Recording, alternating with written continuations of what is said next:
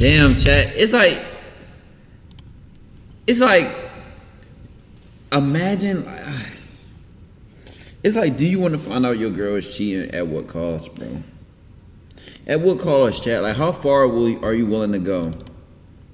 How far are you willing to go? Damn. And that ends that video with Yudi right there. That's insane, chat. That should just be making you think. I don't know why I be feeling like that, bro. That should just make you think, like, because I don't really seen women do some sneaky ass shit, bro. Sure, Burner, what's good, gang? What's good, gang? Where's the? I don't know if he was caught and he got something in his back pocket. But even then, like, y'all know girls be hyped to have a one up. Like, a girl can't even pretend to like be not mad at you. Girls normally don't have that much self control, gang. Like, if she know you did some shit with proof, ooh, it's damn near finna be on her face. Like, even if she's saving the confrontation. You see what I'm saying? No, I would never do a test, bro. Child, I have instincts, bro. I'm smarter than that. Like, I'm smarter than that, chat. And there's like game on peeping game if somebody really cheating. I feel like I personally have some game on that. But all of that is way before the relationship. Like, you gotta peep the motherfucking integrity. It's some people that just won't cheat, chat, no matter what. Even if you cheat first, they won't cheat. Yeah, you need your shot ring on, bro. If she turn her phone over, she cheating.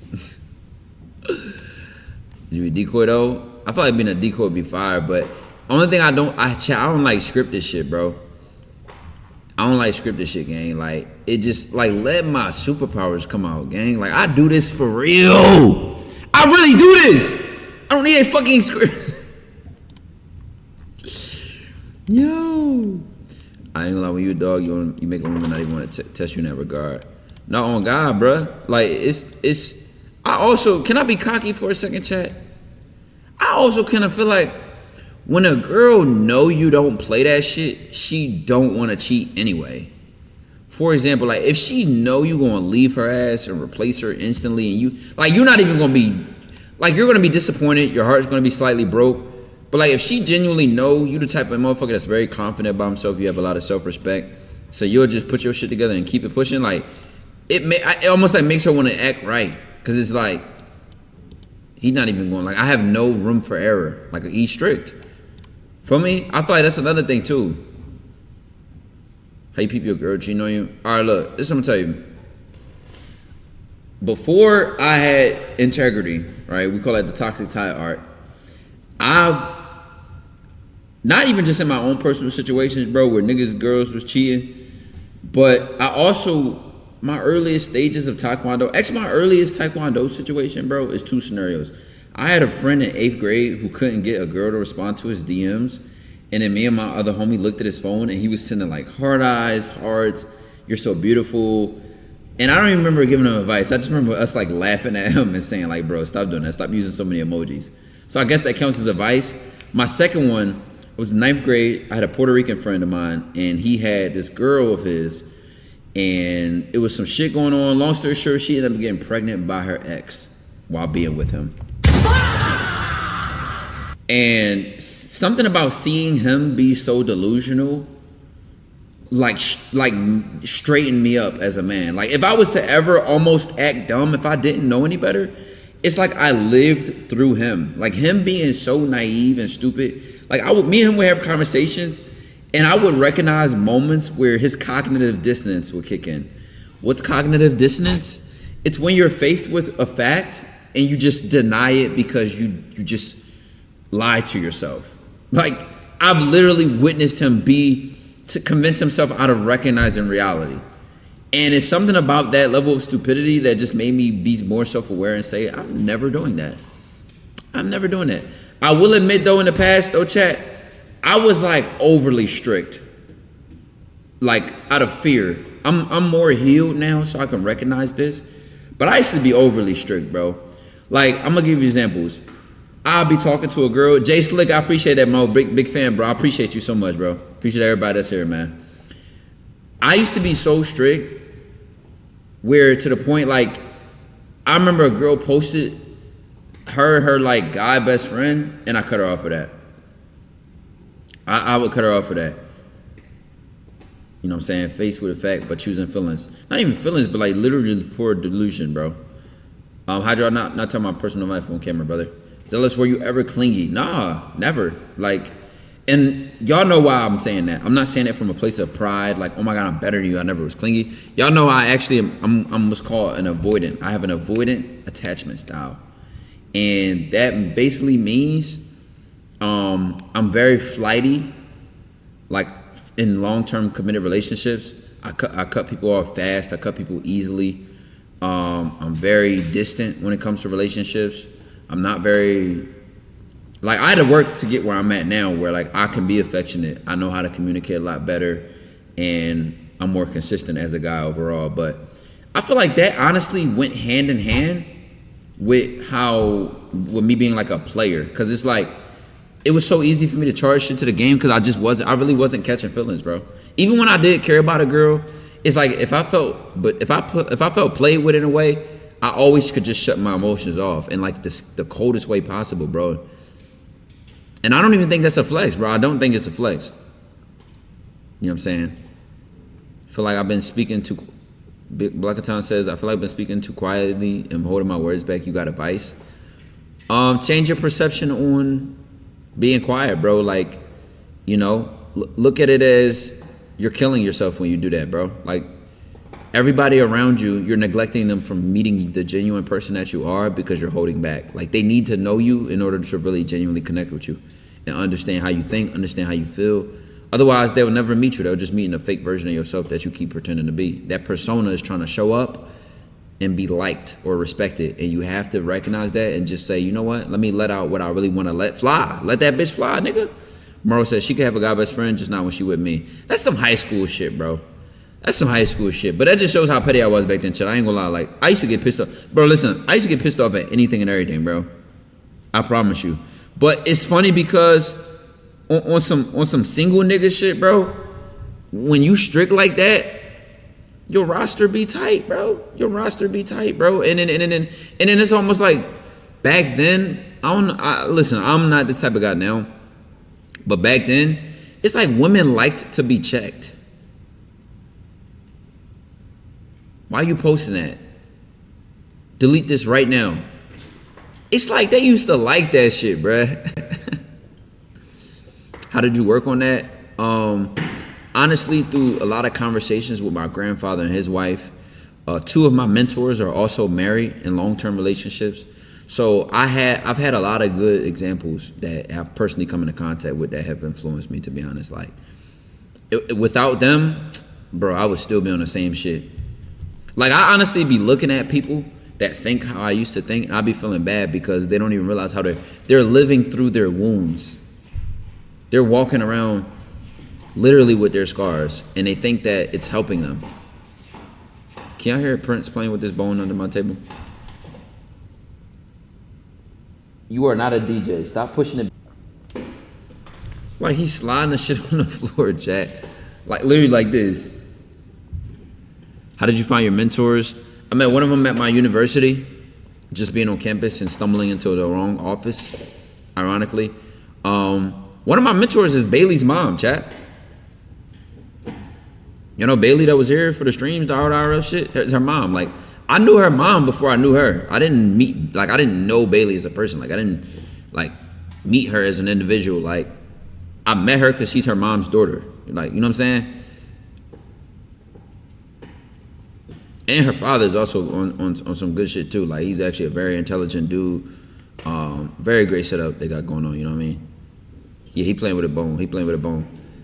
X says, holy shit, I'm so sleepy, but I'm gonna come back to this vibe. Keep the yapping segment though. For sure. I appreciate it, gang. I know it's late, chat. I know it's late. You wanna know something crazy though?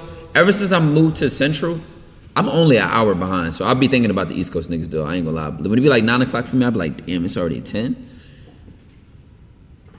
what I'm saying? How you prevent being cheated on? Be as careful as you can be when you're getting to know that woman. I feel like too many people focus on what they like It's okay to like the person you're dating. It's okay to like them, enjoy their presence, enjoy their time, but you cannot use it to falsely come to conclusions. Like, you can't say, bro, this girl makes me happy, she makes me feel good, therefore I can trust her. Whoa, two different things. Just because she makes you happy, just because she makes you feel good, just because she's fun to be around, just because she's showed you some kind-hearted good features, does not equal trust. Trust is really shown over time. And it's shown in sneaky small ways, right? It's shown in, honestly, her restraint. Her restraint is one that shows a lot in trust in a woman, right? Her not being tit for tat, her not being petty, her not doing... I feel like what a woman doesn't do is reason to trust her more than what she actually goes out her way to do. Because anybody can perform, right? Anybody can go out their way to do things to impress you. You know what I'm saying? I've had women do all types of stuff, like Valentine's Day gift baskets, really thoughtful, unique stuff, like write letters and notes, and it's like, oh my God, but I still don't trust you. I still do not trust you. Yeah, just trust. That trust will be earned in some sneaky ways, bro. Trust is quiet. It's not loud. It's not performative. That's my best advice for like preventing getting cheated on. How big? 808 Nick said, how big of an impact did your mentors have on you? A really big impact. I ain't gonna lie. I just gave y'all how my mentors impacted how I view relationships. They impacted how I view life as a dating coach. Chad, can you believe it or not? When I first started content, you had better luck finding Tupac before you found a bitch I trust. You know what I'm saying? Like, I ain't gonna lie, bro. You could tell I was leaning towards red pill when I first came out with content. I wasn't fully red pill because I didn't hate women. Like, I actually loved women. Women have always been good to me. I personally have never been cheated on or had a woman break my trust. But because of the things I've done to women in relationships, because of the things I've seen women do in relationships, I was guarded, bro. I was guarded, and my doubt was very high. What's the opposite of green? I was like defensive. Like I was very low tolerance when it comes to like women, almost no tolerance. At one point in my life, I was no tolerance. But me now, I'm just more observant, more patient. I believe in both. Both exist. You feel me? You'll find a girl out here that will live a double life to cheat on you. I mean, like, I've seen some of the most nastiest, gruesome ways of cheating, bro. Like I said, most creative thing I've seen to this day is a woman texting a guy through Cash App, and they were sending each other $1 back and forth to text each other through the Cash App message. I've seen stuff even more than that. Like, I've seen women be around her boyfriend while cheating. You know, I once worked a job before where this girl, and her boyfriend caught the same bus home. And this girl, we all worked the same job, by the way. And he worked in a different section. So, you know, he wouldn't have known what she was doing. He wouldn't have known. Jay Guns, I appreciate the 2 months, brother. So I'm my brother, man. Love this topic. What's your thoughts on marriage and to make that step? I believe in marriage. You know, I believe that, you know, it takes two people with equal integrity. And I believe the most important thing in marriage is values. Values. You know, values are everything. Values is what separates a woman from hoes. And then when you share values with that woman, that separates the ones you can have fun with the ones you want to commit to it long term. This is just what I've learned from long-term married couples that have been married for a bare minimum of 20 years each. Some even longer than that, you know. Life isn't avoidant, it's something else on some real shit. Right, and I have a hard time with that because when you're an avoidant and you mix what we deal with as black men, I'm not even gonna lie to you, I had a whole conversation about this just before. As black men, at least growing up in Philly for me, it was incentivized, and it was just a part of the culture to have a high body count and fuck a lot of bitches. Like, you almost wasn't even a man. You were like less of a man. And you were taught at a young age to almost do stuff for other men, validation and approval. So Literally, a lot of the shit I used to do as a man was secretly for another man's approval. Like it wasn't like, yo, bro, are you proud of me? But it was like, you know, you wouldn't even talk to a girl who you felt like was mid because you didn't want niggas to know your work was trash. Also, you didn't want to be the nigga around with the lowest body count. At least that's how it felt until you develop your own sense of self and your own self-esteem and you find yourself. It's like, that's just the identity you take. It's like if you join a sports team and, you know, everybody wants to be the best, not just because they have their own internal motivation, but because they're competitive. You're competing externally. You want rankings. You want stars in your sport. You want people to adore you and have swag and aura and shit like that, bro. But it's like, that's just how personally I grew up. I can't speak for everybody, but you look up and niggas was having double digits body counts before they was in 10th grade. I tell you all the time, gang, I was supposed to lose my virginity when I was 12. And that was like normal for the people I knew. Taiwan hooping for real. You know what's so crazy? I really started hooping when I was a freshman in high school, and that was considered like late. Like, that was considered late.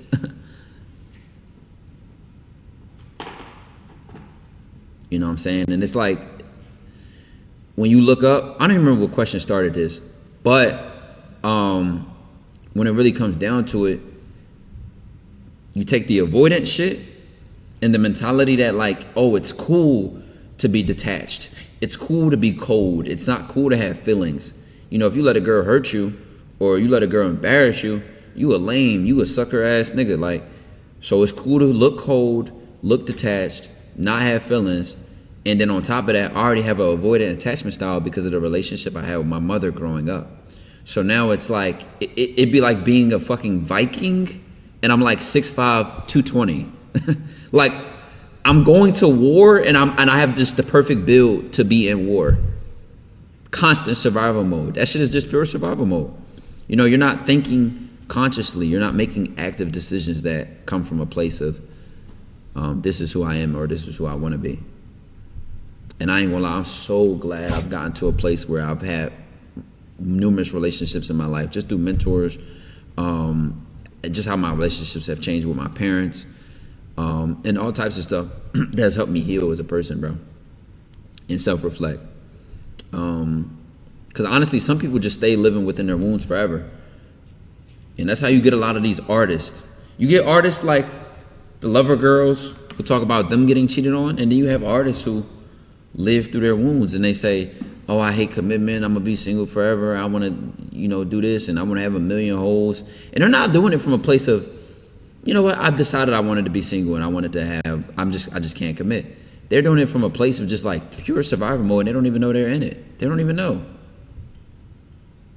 But why as a man do we care about getting bodies when abstinence is probably better? Abstinence is better, bro. Let me slow down. If you have unlocked your ability to, like if you've proven yourself, if you've proven your discipline to yourself, then when you re-enter the dating world, the party world, or any lifestyle, you now have the self-awareness to indulge like you will. Chad, that's why y'all see me, I will smoke from time to time, I will drink from time to time, because I've already reached a place of self-development where like, I'll go 7 minutes, no alcohol, no weed, 7 minutes, 7 months, alcohol, that 7 minutes is crazy. Imagine being that addicted, bro. I'll go 7 months, no alcohol, no weed, and not like I'm fighting the urge, no, please don't do it. But just genuinely like, I don't care. And then go party when I want. Because I know I have that self-control. I know I'll go out, get drunk. I know I'll throw 2,000 or 1,000 at the strip club and then not get caught and lost in the sauce. It's times that it's been close. You know, I'd invited one too many demons close to me. You know what I'm saying? I done let my shadow step up and represent too much for me. You know? And what eventually happens is as you start living through your shadow gets reinforced. As that dark side of you live through it too much, you start attracting motherfuckers that y'all start enabling each other.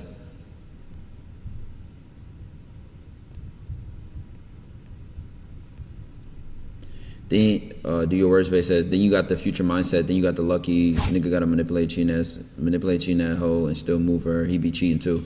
You wanna know something funny? Some of the greatest artists live the most worst, terrible lives. So there's not one vice you struggle with. I don't think that's an accurate statement. A lot of things are addicting, but I don't struggle with a vice in the sense that like I'm constantly under resistance. Like I'm constantly like in a mental battle against it. I'm very grateful for that. I feel like if anything, I've wrestled with my own overthinking and inaction and like procrastination more than anything. Like that's always been my own character flaw. Like just a lot of overthinking and a lot of paralysis from analysis. Just overthinking, overcomplicating, just being in my own head, bro. But personally, like I've seen people chat. No lie, I've seen people be late smokers, like somebody who never smoked weed their entire life, smoke it when they were 17 or 18 years old, and then become a full addict in a week. I've seen people constantly have to be in a circumstance and then think about and reach for alcohol. And I'm not saying it's to judge these people, but I think that a lot of these vices, they fill in blanks, bro. They fill in gaps that you can deal with on your own time, to the point where you could play with fire. I'm not gonna lie, I do play with fire when I go out and drink. I do play with fire when I go and smoke. But I know how I am as a person. Like I know myself. My lock-in factor is insane. But I know myself though, chat. I'm realistic enough to talk to myself. Like, come on, man. Do you really want to, like, come on, bro, it's been too many, blah, blah, blah, blah. Like, I can really talk myself through it. I know what's important to me. I know my values. I know what matters. I know my priorities. So even when I slip up in my vices, me and my vices are dancing. I'm dancing with the devil, essentially. If you're a very self-aware person, you will lock in. You can get lost. You can get lost in the sauce. You can stray away from the path, but you will snap back in. And that's a real thing, bro. Honestly, I honestly don't mind people that kind of take this like monk type of approach, but I think it's unrealistic, bro. It's unrealistic. You would have to change your entire friend group, lifestyle, and relationships. But thank God, I don't have nobody around me that's addicted to anything. I'm not around anybody enough that's addicted to anything. You know what I'm saying? I'm not around nobody that vapes every day, smokes every day, drinks every day, goes out all the time. And even the people I know that go out a lot, I'm the type of person, I'm an introverted child. I don't feel like going out every day. I don't feel like going out all the time. So that's what helps some of my vices too. I feel like if anything, if I was to have an addiction, bro, it probably would be easily porn. Literally. Like, that's probably one of the easiest addictions to have in this day and time. I'm not gonna lie, bro. Never smoked weed in a while. Was thinking of getting back to it. You know, some of the people I looked up to most smoke weed, bro. That's how I feel like I don't look at it as a necessarily bad thing, especially if you handling your business. You know, notice what it does for you. Keyword is for you. This nigga Bob Marley was waking up writing a song every morning, going on tours, long days of working, smoking weed. So notice what it does for you. You know?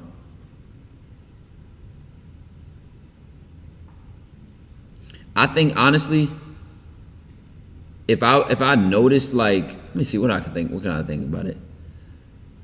I don't know, chat. Y'all have seen me drunk, bro. Y'all see me high. I'm just like more playful. Like, I don't know. Like, I've never had an experience yet to where I'm like, yeah, I need to stay away from that shit. I feel like the closest I probably gotten to that is just like once when I was in Atlanta. But I had a lit summer, I ain't gonna lie. Just a dumbass summer. I hate when shit like that just can't nothing make me not stream. But it just like became convenient streams, if that makes sense, chat. Like, all right, this pool party going on today, I'm finna stream, I'm finna get lit. Oh, this we going here to do this, I'm finna stream and get lit. And it's like, that's not real content, realistically. It becomes content in a sense, but it's not real content, bro. It's not really enjoying your life and taking advantage of your time and your money and being creative with an idea, bro. How would you keep it positive while knowing you're behind in life? So already, if you feel like you're behind, that's just not a positive mindset. Instead of telling yourself that you're behind, you have to tell yourself that, you know, I wanted to say you're figuring it out, but when you start with such a strong belief, like you're behind who? Behind what? Behind where? Like, where are you supposed to be? What are you supposed to be doing? Is it a number? Like, what is that? You have to define what behind means. Really face that. Face that. Don't avoid trying to think about feeling behind. Face it. Why am I behind? Why do I feel behind? Should I have more viewers? Should I have more money? Should my body be in shape? Like, figure out what that is. What does success look like to you? There are a lot of answers in your fear. You know what I'm saying? So then when you start making a list and you're like, okay, I feel behind because of I know your A, B, C, and D. stance on nofap and semen retention. I don't believe in this stuff myself, but what's your thoughts on the material, corn, and how it can affect you? I feel like as a man, bro, we have a lot of testosterone, and if you work out a lot, you know that shit spikes your testosterone, bro. We all beat our meat, bro. We all beat our fucking meat, bro, from time to time. You know what I'm saying? Some of us beat it 5 times a day. Some of us beat it every other day. You know what I'm saying? But again, this is another self-awareness thing. If you start noticing, like, it's 2 things recently that made me really start looking at porn differently, to where, like, I'm like, I want to cold turkey just stop using that shit myself as best as I can. You know what I'm saying? I'm gonna give you 2. One, I read an article or a TikTok that was from a doctor on, like, sleep, and it was talking about porn and how your dopamine resets when you sleep, right? So if you beat your meat right before you go to sleep, you'll wake up in a dopamine crash, right? So just imagine, like, eating a lot of sugar and then having like an insulin spike, and then your energy levels crash. Same thing with that. So you beat your meat at night, you'll wake up already in a slump of energy, just demotivated because your dopamine receptors are just low. So if you ever woke up feeling demotivated, not feeling like doing anything, like, you literally just spiked your dopamine receptors and woke up the next morning in a slump. You started your day in a slump because your shit couldn't reset when you were going to sleep. So beating your meat overnight, highly recommend against. You're gonna beat it in the middle of the day or early in the day or some shit like that. I guess if you're gonna do it, at least that's how it made me think of. If I'm gonna do it, I'm not doing that shit at night. Fuck no. Because I'm already setting myself up for failure for the next day just on some energy level shit. I'm already fighting an uphill battle if I wake up overly tired. Also, number 2, I feel like, what was the other reason?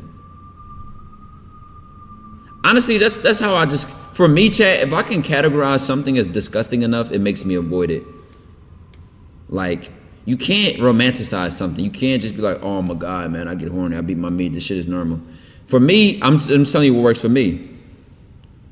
Like, if I can make myself disgusted with something, I could, like, make myself to an extent. I might still feel horny, morning wood, crank you know what I'm saying? Like, oh my God.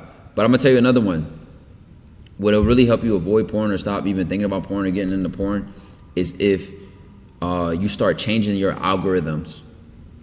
I could confidently say I can scroll through Twitter right now with no worries. I can scroll through TikTok right now with no worries. We can scroll through my Instagram Explore page. Every platform I have, we can scroll through it with no worries. Wasn't always true. You know what I'm saying? So it's like, it be a lot of shit to the point where, like, you'll just open it, scroll, GG's. It's not even necessarily BaddyHub or Pornhub.com, but it just triggered you. It just made you're in the mood. Now you want to watch porn. Nigga said, let's do it. Y'all really want to scroll through my platforms, bro? I'm willing to stand on my word. Other ways to express horniness, like the books women read, free game, etc. I'm spiritual. You know, I don't like y'all come to my platform and listen to me anyway. Fuck it, I'm not prefacing my shit. I'm spiritual, bro. So I also believe when you retain your sexual energy, it goes into creative energy. And that also is factually true. Because you know what I used to say? I used to say when you're horny, you can't think about anything else. Try to do a math problem when you're horny. When you're horny, that is a laser focused type of that's a laser focused type of mentality. Like, you're locked in when you're horny. So I feel like when you start retaining your sexual energy, it just comes back to allowing your mind to be more freer. Cause you wanna know something? When I watched porn the most in my life, chat, nigga, it's like a nigga used to wake up the next day thinking about that shit. One guy, it's like a nigga used to wake up the next day thinking about that shit, or then go on Twitter. It's right there. Like it's almost like being in a game of ping pong, or like not ping pong, but that table thing. What's good, Jordan? What's good, gang? How you feeling, bro? It's like being in a constant ping pong table where it's like it keeps flipping you back into the game. You know that little ball paddle shit I'm talking about, chat? Whatever that shit is called. Not table tennis, bro. Like the little game where the ball falls to the bottom and you press the shit and it smacks it up and then it falls back down. Pinball. Yeah, probably pinball. My thing is getting horny is the same as getting hungry or thirsty. It has to go somewhere. You're either gonna fuck or beat off. Nah, that mentality is just gonna make you think that you have to beat porn every time you feel hungry. That you have to beat your meat every time you feel horny, bro. It's not true. It's not true, gang. Not true. When you already have the habit of being porn, tell y'all wanna know something? Y'all not gonna believe me when I say this. Can y'all guess the age I first ever nutted from beat my meat, bro? Can y'all guess what age I was, gang? Y'all would never believe my answer. I was 19. Up until 19 years old, I've seen porn, I watched porn, but I never beat my meat. Never beat my meat. And then after I started beating my meat, I was like, how the fuck did I not do this? Like, I'm on my life. On my life.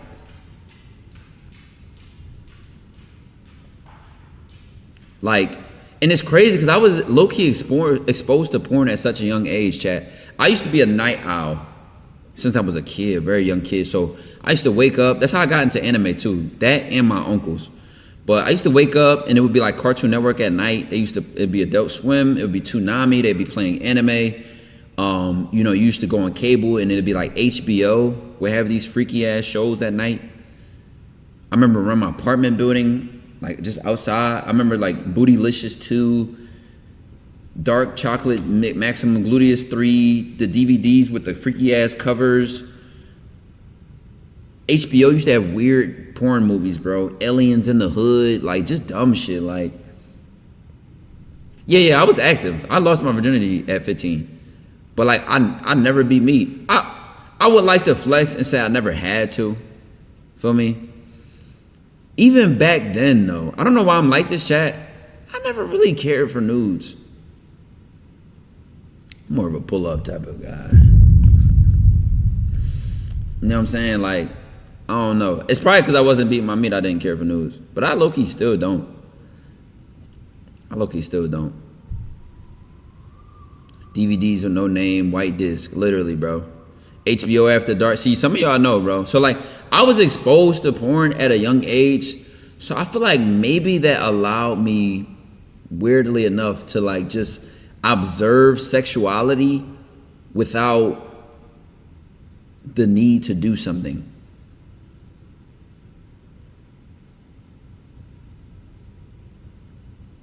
Never really thought about that out loud, but like I've really probably seen porn for the first time when I was like 7 years old or something like that, like 8, 9 years old, something like that. The HBO show Real Sex taught me so much. Yeah, I feel like they used to have this one with like the ranch, with like cowgirls. It was like a bunny ranch. They used to have movies playing. This guy would be selling Mingo. What's up, Darren? All types of shit, bro. It's a biological imperative. Doesn't mean you shouldn't be able to control it, but lust shouldn't be seen as a bad thing. Yo, I had a friend who told me something one time that stuck with me.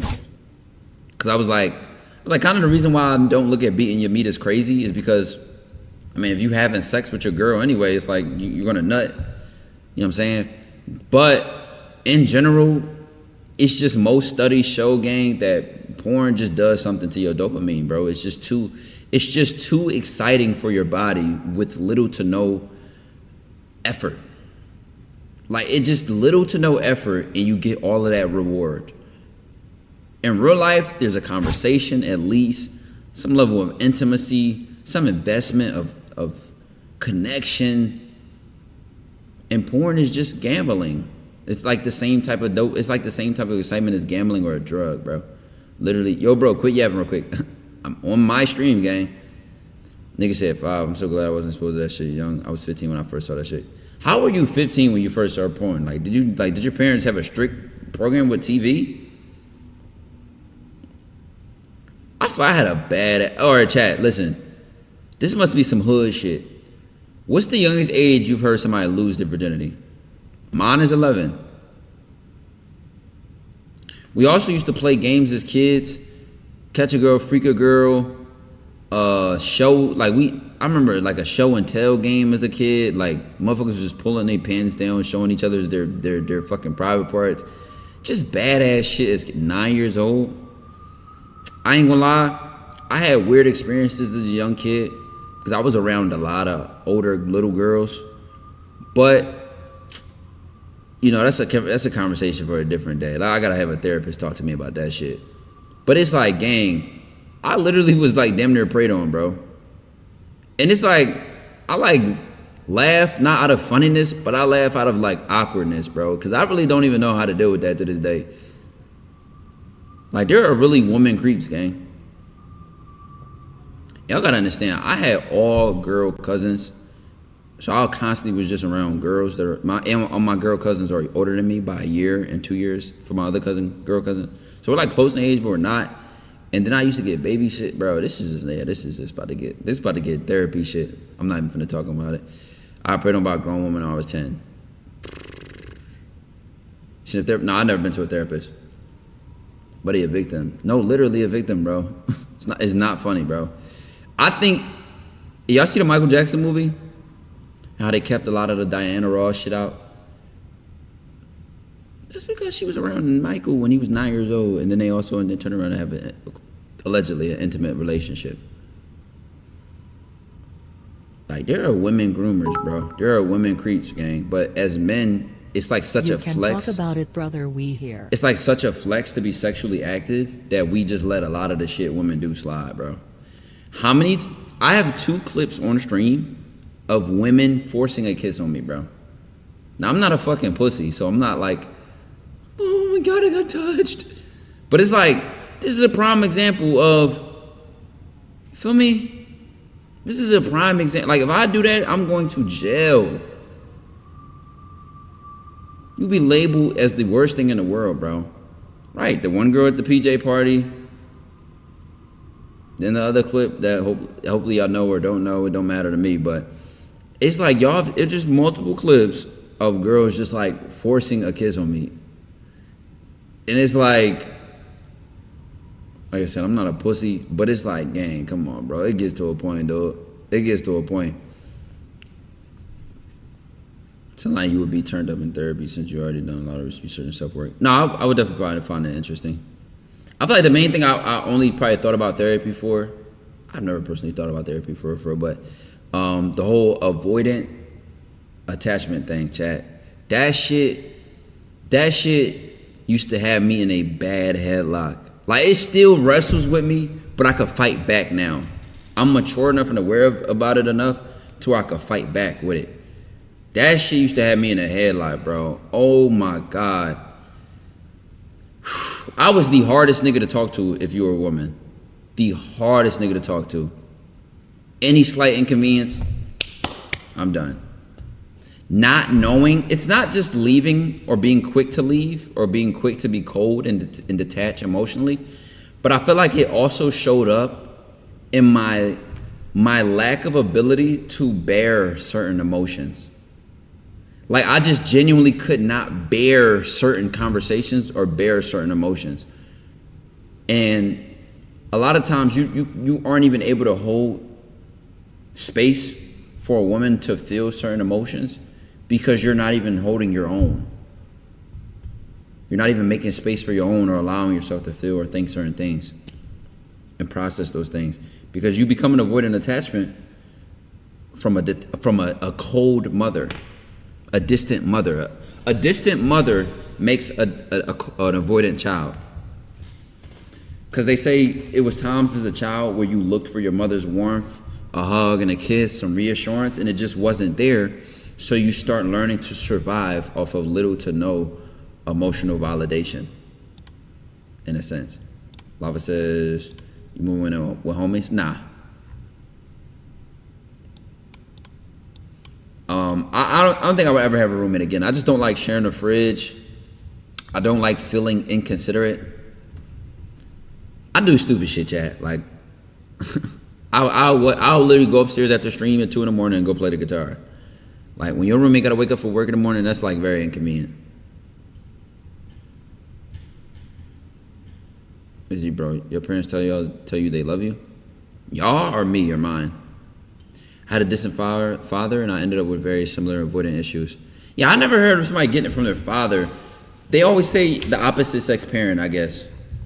Or it could be either parent, I guess, if it was like blatantly you reached out to them.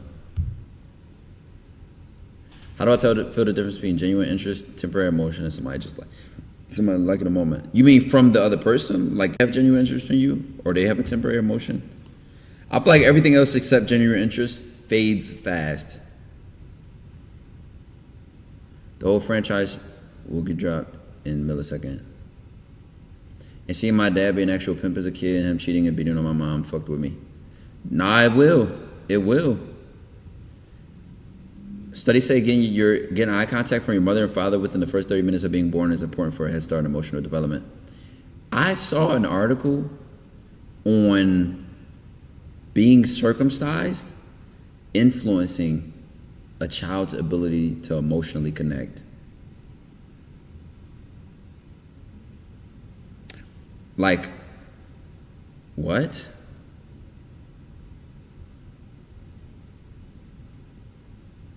For me, I get in random moods when I don't want to be with friends or be in contact with nobody for 2 to 3 months, then come back like nothing didn't happen. Yeah. No, I don't know if that's an avoidant thing or an introverted thing or what, because I do that a lot.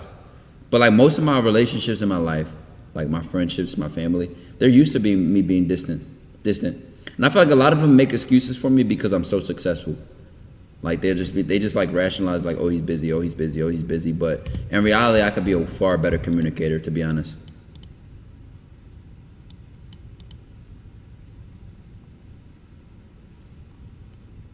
Yeah, I don't think there's nothing wrong with it. Also, instead of like therapy, I have mentors who are just way ahead of me in life. I'm talking about married, loving long-term relationships, financially smarter, just calmer, went through their own personal mistakes and shit. So they just give good quality advice, you know? Gives me a different example than the shit I seen growing up, feel me? And I feel like that's what everybody needs. Like, when you start viewing people's lives and saying like, damn, you know what, it's actually possible, bro. Like, there are actually women out here who don't cheat, who are loyal, who are loving. Like, certain things aren't too good to be true. And I'm not gonna lie, bro, I was in a space in my life before where I felt like that. Like, it was almost better. Coming from an unhealed mentality, it's better to be player and not get hurt than it ever is to be vulnerable or open yourself up to connect with someone. And the trade-off is, yeah, you never let anything penetrate your skin. You can't let anybody play with you if you don't care about them to a certain extent. But you might come across a person who is honorable, has integrity, you know, has a good heart, and genuinely wants to be a part of your life in so many different ways. And it's like, you fuck around and self-sabotage that. I know I've been in that position. Why is it when I get the girl, I don't want her anymore? I like to chase too much. How do you evolve from this? Okay, I'm not gonna lie. I used to be the same way. Just doing it for the love of the game, the love of the sport, validation. You gotta work on your sense of self, bro. You genuinely might have to go through a period of time where you talk to no woman and you just start forming relationships with women that are platonic and not intimate. So therefore your relationships and how you view women will change. Like, you view them less as a game or less as tools for validation, tools for proof, social proof, and more as a connection to a human being. And that should help you, like, the next time you're dating, or even if it's casual, you'll still have a certain level of respect for your connection or a certain respect for your bond, even if she's straight up a hoe. Even if she's straight up a hoe, you still like to a certain extent just are cool with her. Y'all friends on some level. On some level. How long would that take? I don't know. I don't know if you could put a certain amount of time on it. But you learn from mistakes though. Pussy the player. Facts. Where you find a mentor, folks? I've been trying to find. Didn't really have bringing some similar path. I met my mentors every time I was trying to put myself in a better position in life, gang. So when I was trying to go to college to get a decent job, I met a couple of my mentors. One of my mentors came to my high school on a career day. That's probably my longest and oldest mentor relationship I have. Next time, make it 20. But thank you. Sometimes you just meet quality people through other quality people, bro. Hydra, I appreciate that. Donated $1. Last night my father, who's never in my life broke in my mom's house, stole our food and socked my face, and I'd be getting bullied and jumped at school every single day. Months ago they stabbed my dog in front of me. I feel like a wuss. Any words of wisdom? Nigga, is your name Thorfinn or Baki? Like, brother, you have to be trolling. But you know when you love and she found out, you see the hurt in her face and her crying too. I regret doing it. I'm not gonna lie. It was my first time really caring about and connecting with a woman. And then when I hurt her, that made me start having integrity and stop lying to women. I'm not gonna lie, before when I was on full player shit, as y'all know, bro, when you on some real player shit, what's the main thing you do as a player? You move on quicker than you can even see the damage that you did. To the point where like you fuck around, break a girl heart or damage her, and you don't even stick around for the aftermath. So you never really see what she'll go through or the extent of it. Comparing herself to the girl that you cheated with on Instagram, searching and stalking your followers, obsessing about herself, questioning herself, looking at her in the mirror, almost being suicidal. You know what I'm saying? All types of things. So it was a girl I got really close to my senior year of high school because she had made attempts on her own life before. She was in a place of very deep depression. And you know, when you're depressed, you don't even feel like doing your laundry, let alone going to school and taking care of your business. And me and her got really close to the point where like, she met me on an upward trajectory of my life. Like I was extremely motivated, extremely passionate. The only thing I used to do back then was go to school, go to football practice and play games, you know what I'm saying, and go to work. That's it. In the morning, I might have showed up early for tutoring. You know, this is coming off the summer. I had a job all summer. I went to SAT prep and something. Like I was just on an upward trajectory of just hustle. So when I met her, we formed a very close bond and relationship because like I used to motivate her. I used to get her to come to school on time. Cause you know, when you're depressed, you damn near skip school. So I used to get her to come to school, be on school on time. I used to tutor her personally in certain subjects like math and science.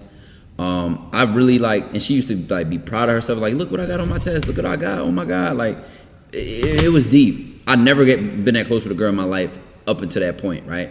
So I still had issues with dealing with other women and lying. Like I was a good person to her, but I was a bad man. I was still cheat. I was still on some, like I was great in every category except women, bro. Like I didn't want to be committed, bro. So I still had my toxic time mentality back then. I'm not gonna lie. So it was when I got caught cheating on her once. Then I also got caught cheating on her the second time. After the second time though, it's like I was so close to her pain and so close to her mental health that I could not allow myself to be the reason that she spirals back down and feels horrible. I just like, I couldn't allow it. Like, I've never been that close to really experience what a woman will go through after you do her wrong. So it's like, I literally locked in. To this day, I never cheated on a woman ever. Like, if I say like, I'm not having sex with another woman or I'm not doing that, I'm not doing that. That's my word. Like, because the worst thing is the surprise betrayal. It's not even the fact that you are fucking with other bitches. Like if that expectation is set up front, like, hey, I'm single, you're single, I'm still maintaining my options until I commit. At that point, a woman might almost assume you're still dating around or you still have a couple options with girls. She might not know if you're actually fucking them or not, but she still kind of almost assumes, okay, he's probably talking to 2 other girls. He's probably seeing or dating 2 other girls. And you might assume the same as a guy, to be honest, chat, right? You talk to a girl today, just assume she's texting like 4 other guys or 3 other guys until she likes you enough to start clearing out the roster. It's just almost natural to assume that. Some women obviously are loyal during the talking phase, and they start clearing the roster out when they start liking you and they start knowing that they're preparing for the relationship. But everybody's different, right? Some women will keep their options until they feel secure, and or they feel that you're ready to start moving towards commitment. Long story short, right? Yeah, even if you don't assume, you say you leave it up to God, but that's basically saying like you're not paying it any mind and whatever it is. Long story short, yeah, like when I started seeing how that shit really fucked her up, bro, I stopped being a part of the problem. And it took me being close to her to really feel that and want better, to be honest. I had a girl tell me even when she with or talking to other dudes, she never stopped thinking about me or thought about being with any other guy. Planted a bug without even trying, and it took hella for her to detach because even a slightly bit of contact, her feelings for me would come right back. Gotta be better because I ain't even want to be with them, not even the first time I did that. Yeah, bro, I ain't gonna lie. Whew. Like, even though I got to this place, you wanna know something funny? It was married couples. You know what? 2 of my mentors that were married have given me advice in common. Both of them being women mentors, by the way.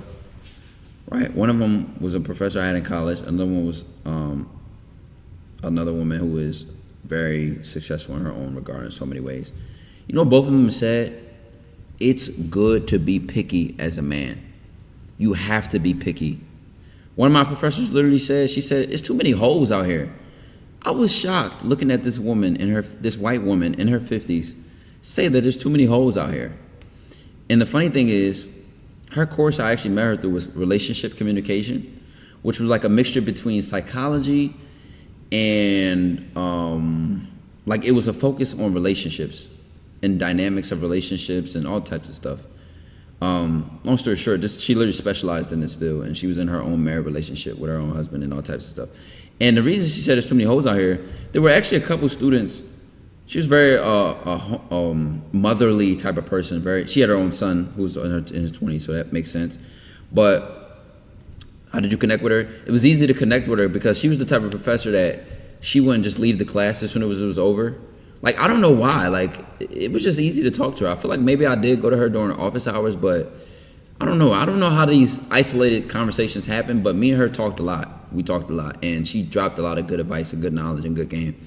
And she would always talk about how like some of her other students felt comfortable enough to talk to her and tell her their personal information. This lady, she also was kind of the type of lady that was like, she reached a level of maturity where she wasn't very performative, right? You know those people, chat, that you could just tell, that you could just, you can trust?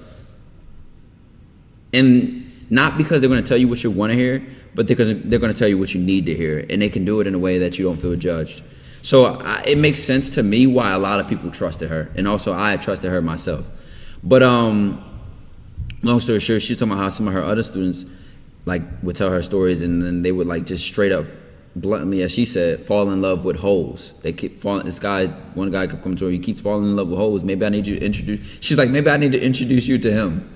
Because on the other end, my problem back then was everybody used to make me feel guilty for how fast I cut people off. And by everybody, I mean some of my closest friends. And some of my biggest character development to this day came from some advice that I got from a friend that taught me to never go against my gut. But that's a story for another day, bro. Story for another day. Long story short, though, but at the time, I used to almost fold. I would never fold because I would never go against my principles. But I used to feel slight inner conflict or inner guilt because imagine being so cold and detached and so picky and so strict, and then everybody around you is like kind of making you feel bad for that. Like, you know how this would happen? It would either be in high school or college. Some of the girls I would talk to would have mutual friends with me. So you know how that goes, right? You cut this girl off, or you just ghost her, or like you just stop talking to her, she pisses you off, whatever the case may be. And what does she do? What does she do, chat? What does she do after that? She goes and talks to your friend.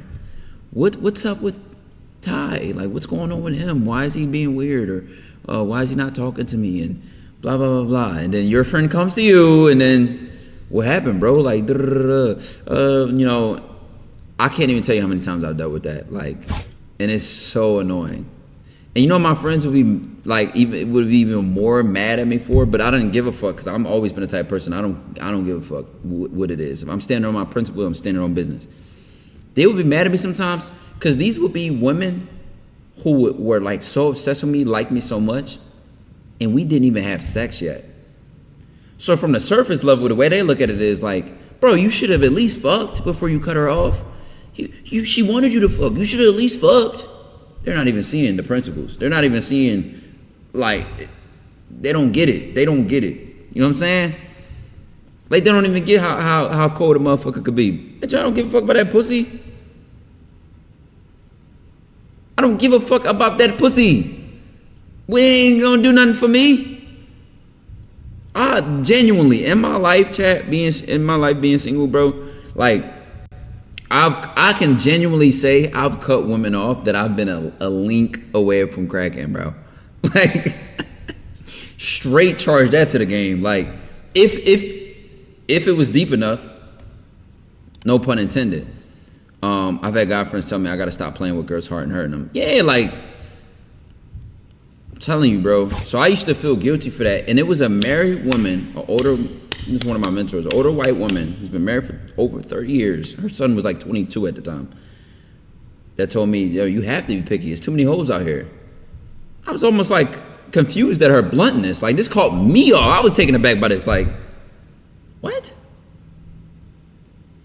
Here I am. I have all my peers around me telling me I'm doing something wrong. I'm too strict, or like I'm too cold, or I have to give people chances.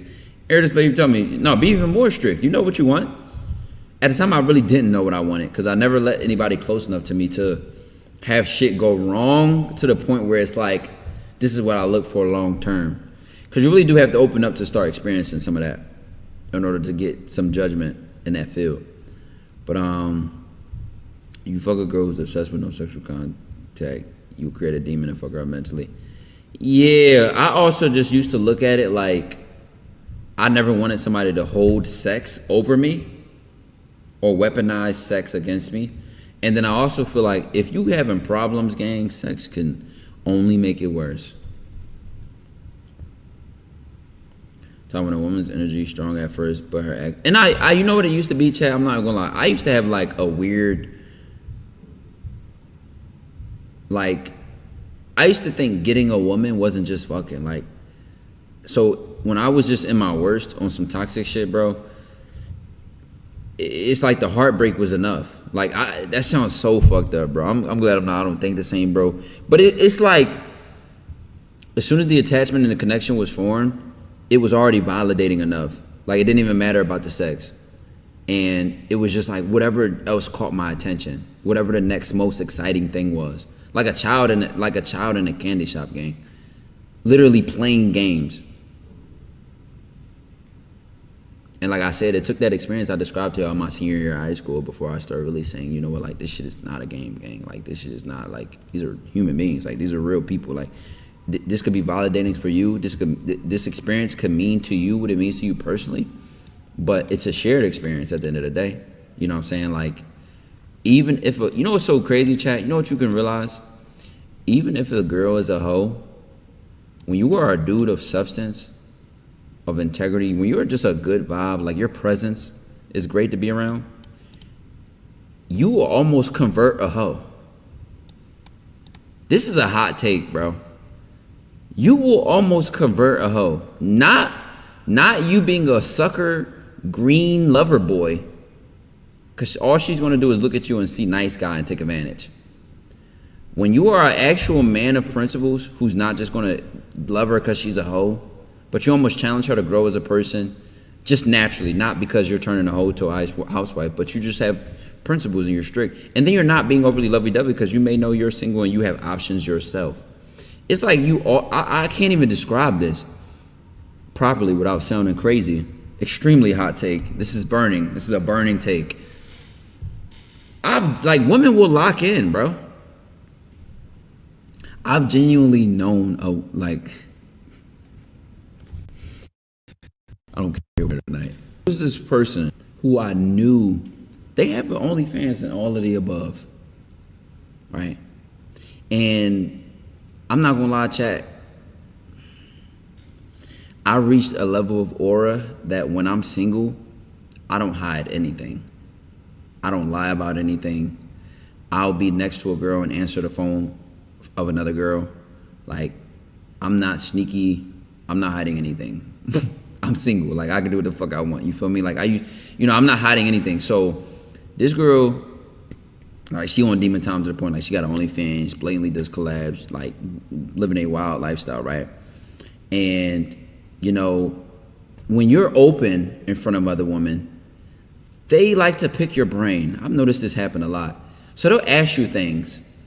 And I have a rule where I don't tell another woman's business to another woman, but I have no problem explaining why I think the way I think or why I run my program the way I do. For example, like, I remember there was a certain circumstance where a girl asked me about another girl and why I didn't take them seriously. And I told her I cut the girl off because she tried to control me too much without even having a title. And mind you, this girl has a whole OnlyFans, whole porn star. I would never even think about taking her serious. Looks me dead in my eyes and goes, "Do I make you?"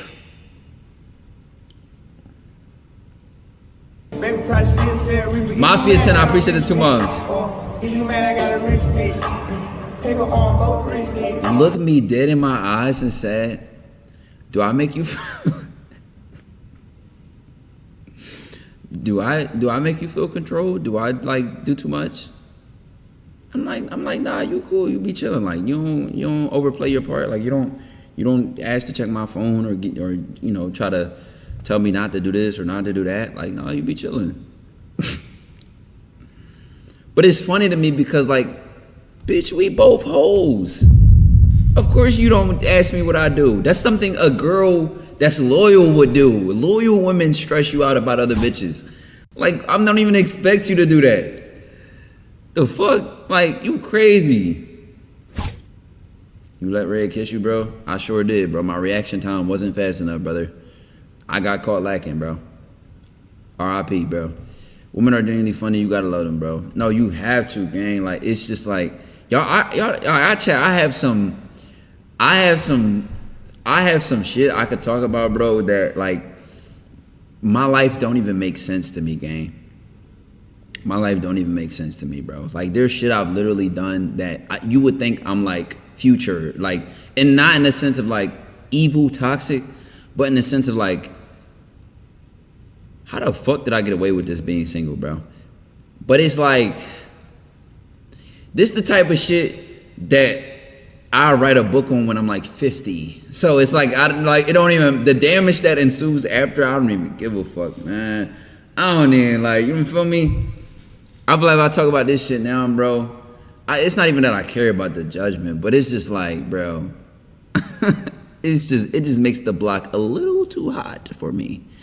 The block gets a little sweaty, you feel me? Like, it gets a little sweaty. You know what I'm saying? Maybe I could just throw my shoulders up and not give a fuck, Chad. Maybe it's time for the dark arts. Give us one.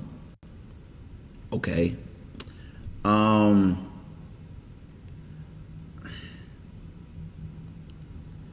once had a threesome go horribly wrong because of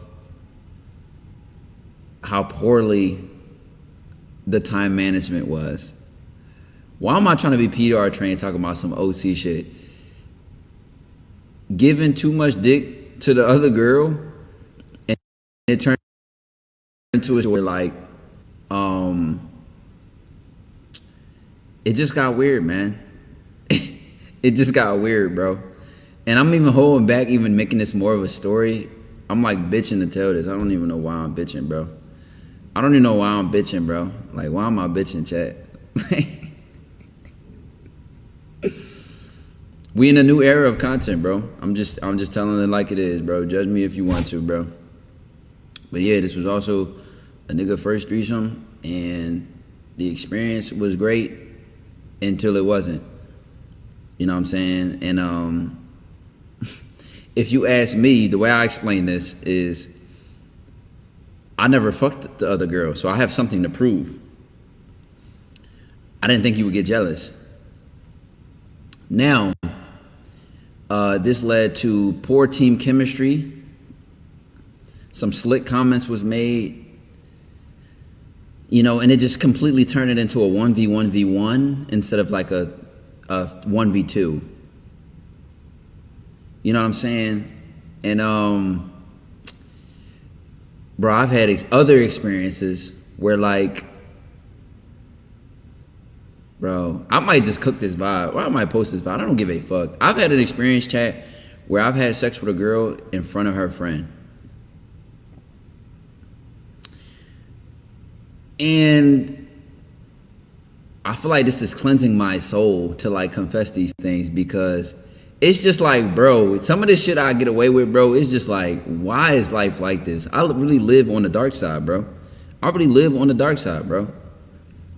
You know what I'm saying? And it's just like, it just, to me, it's so weird. It's one thing to experience it, but it's another thing to be an intellectual like I am, because I intellectualize everything. So it's like my ego could be like, oh, I'm the man, this is crazy. But like, as an intellectual, do your worst, babe. I appreciate it. Get this up. Chat. As a self-proclaimed thinker, I like experience these things, and then I'll be like, clear your conscience, brother. Only in the underworld, bro. I don't even think only in the nightlife, bro. I once had a girl I know who, great career in front of her. She was being a registered nurse in college. Tell me she fucked 2 niggas in one day. I find psychology so interesting, chat. Like, so it's like when you end up in a situation where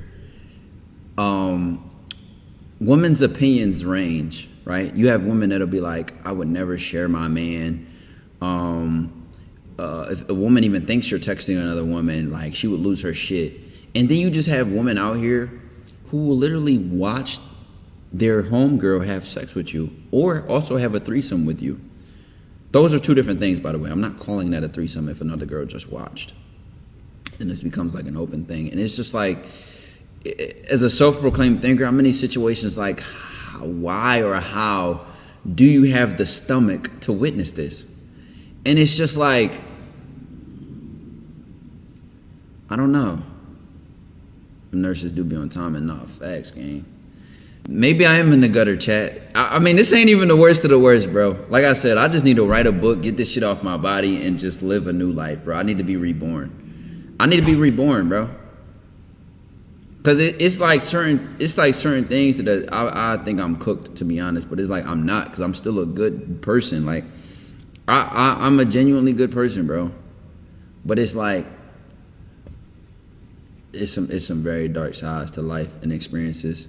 I'm not feeling remorse, bro. It's not why the only reason I wouldn't want to say these things is because I still have positive relationships with 99.999% of the people I've ever connected with in life. So it's like, I mean, if I don't say no names, then it don't matter, I guess. But it's like, having a bisexual girlfriend helps with threesomes. Unironically, the one time I've been cock-blocked by a girl in a dynamic that was warmly a threesome was with a bisexual girl. Technically, I guess you are bisexual by default if you're having a threesome, but I don't think so. I feel like sometimes women will have a threesome just for sexual freedom purposes. Like, there are some women who are genuinely bisexual in the sense that they will do stuff with women independently. You know what I mean? Like, she will do something with a girl on her own time. And a threesome is not the same as that.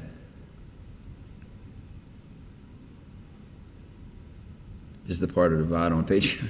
I'm posting this vibe, bro. I made a promise that I said I'm gonna start being more open and inclusive with the content. We stop holding back, chat. So like I said, we got an early stream tomorrow for a house tour. I would never ever stream myself walking through houses and communicating.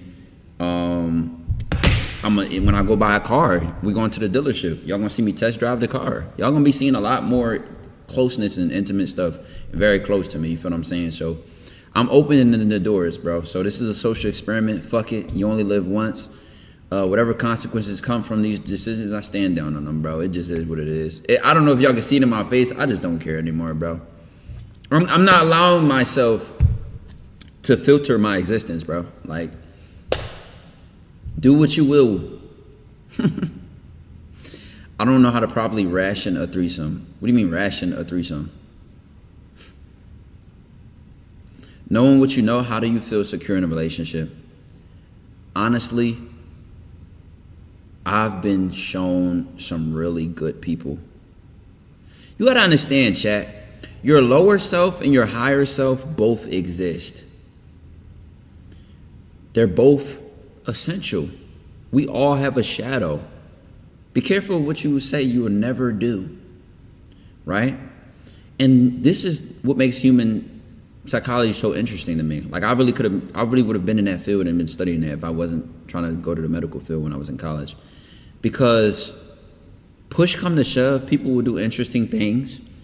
In the dark, when people think they won't be judged or won't be exposed, and there's a level of trust and secrecy and privacy, people do even more interesting things, bro. Y'all gotta think. Somebody's out here getting pegged, and somebody's out here wanting to get pegged. Somebody's out here, what's more like extreme sexual things? The most extreme sexual thing that came to my mind is getting pegged. But there's even like other fetishes that exist, and they just do. You might say, whoa, that's weird. Oh my God, that's crazy. But there's two people sharing this experience that are openly holding the space for each other to do it while reserving judgment and actually creating a space of acceptance and pure bliss. Finally caught you live, gang. Me and my brother watched you for content for years. I appreciate that, gang. Welcome to the stream, TD Mel. Welcome to the stream. Shout out anybody that followed today, donated, to subscribed. We going there, bro. It's the after hours, gang. Talking about a certain group of elites. Maybe you think of elites, you think of like Illuminati, but maybe it's just like a successful man thing. I don't know. I have faith in the game personally, because like a lot of these experiences and offerings I've been had before I even blew up. But okay, you would never ask me a question like that. How many Latinas have you crushed in Houston? Never. I would never answer a question like that. But I don't know why I felt comfortable. I'm just allowing myself to be more comfortable sharing personal experiences. Yo, when a woman's energy strong at first but her actions shift later, how do I tell if it's her life, her interest changing, or me lacking follow through? She'll still want to see you. She'll still want to spend time with you, because you no matter what is going on in her life, she'll still value you spending time with you in your presence. It'll actually refill her energy. If it's her interest changing, then you'll notice a lack of wanting to see you. I think physically coming to link you in person, honestly, if a woman going through stuff, she fuck around and crave you more. This is what she'll do. She'll just FaceTime you and just want to talk to you about nothing. And then you'll eventually say, okay, you're bored. Do you want to come over? Like, she might not blatantly say, hey, can I come over and spend time with you? I'm feeling bad right now. She'll just like kind of position herself for you to offer that. See what I'm saying?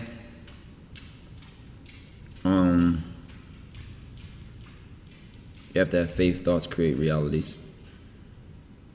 I know some in Houston. What do you mean you know some?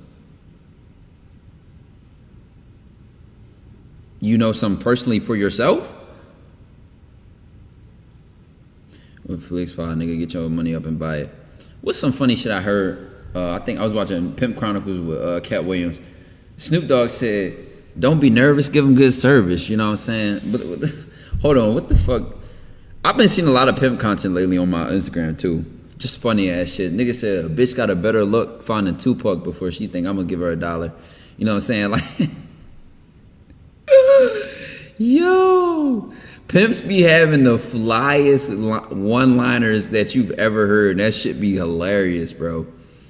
That shit be hilarious, gang. I think the worst and best thing that happened to me, I was 55 overall, no bad attribute, no bad. Just dealing with an elite woman. Got so much insight game from them and never moved dumb again. Okay, there was a time I was messing with an elite woman. She was 15 years older than me at the time. Well, she'll always be 15 years older than me, I guess. And she was going through a divorce, a multi-million-dollar divorce at that. And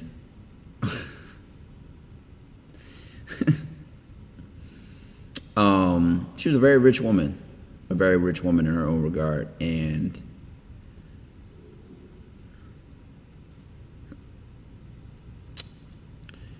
I don't know if we want to go there tonight, chat. I don't know if we want to go there tonight, chat. I have to think about this. How can I tell this interesting dynamic and story without cause I can't make my life up, bro. It's just so weird. I don't think, like I said at the beginning of the first story I told earlier, I'm not giving a fuck, bro. No, it's not too federal. I know I'm smooth enough with my communication to not be overly revealing. But yeah, this one was 15 years older than me.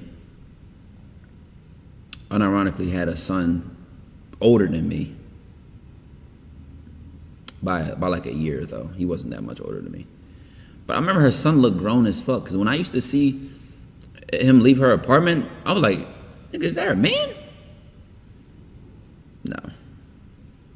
Or so I was told, right? Now for me, she was like way more active in the game, dating and shit like that. On my end, it said ads just ran, so I might wait for the ads just ran before I get in this. Give me more time to think about how to really dictate this story.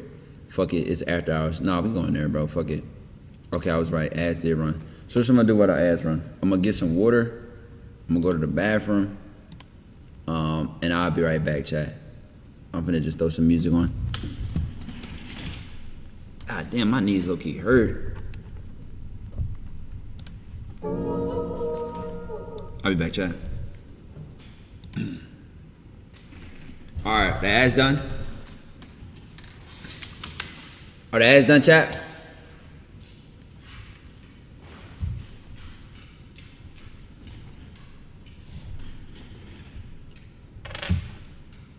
They done?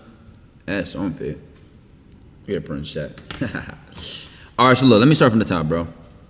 So, it's an interesting dynamic where I would prefer no donos or nothing that's going to interrupt me telling my story. My last two exes, as in soul bonded, spiritually married with them, and she, if you what I mean, and I high-key played in their face and slimed them a while back, and I move along with life, but I feel like a terrible immoral person in the back of my head about TS, and there's no talking to them again. Yuck, I gotta eat that, but what do you think of them type situations? See, when you drop your integrity, you forever change the dynamic of your relationship. Forever change it. All right, but like I'm saying, so it was this time I was messing with this older woman. She was in the middle of a divorce. She was 15 years older than me. And she was a multi-millionaire. Her and her husband, can't say their business. I'm not telling all these. These are things I know, but I'm just not saying it because it just starts getting too specific. So they had multiple businesses together. I can't remember what their most successful one was. But he was older than her. He was older than her by like 10 years. They had been together for a very long time. Since she was like teenagers. Since they were like teenagers. Or her, I guess. And they got rich together. They did all types of stuff. And I never, you know what's so interesting, chat?